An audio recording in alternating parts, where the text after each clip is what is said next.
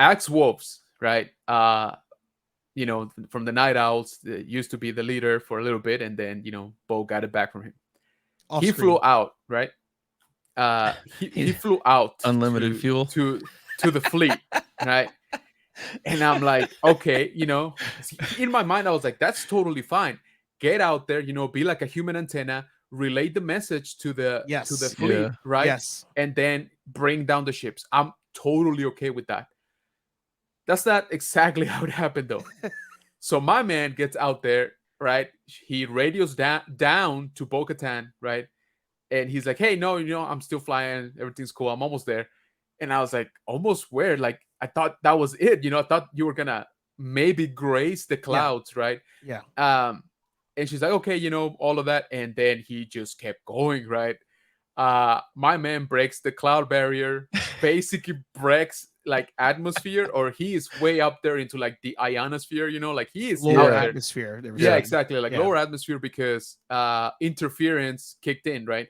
So Mhm. he got cut off from the ground troops, but was able to talk to the fleet. So that tells me he has that threshold of Yeah. electromagnetic interference. And yes, I'm being a geek, lay off.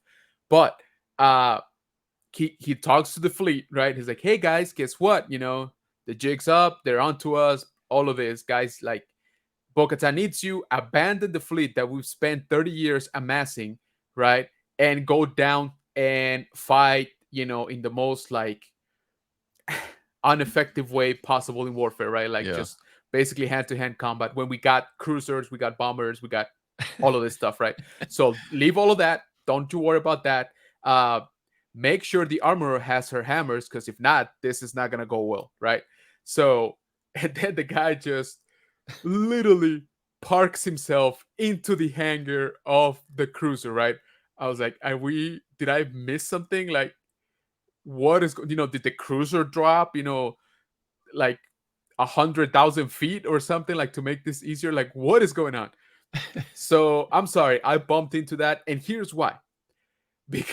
Because in an earlier episode, it was literally a plot point that the chicken dragon thing kept eating their children because their jetpacks could not keep up with the thing, right? Right. Everybody ran out of fuel.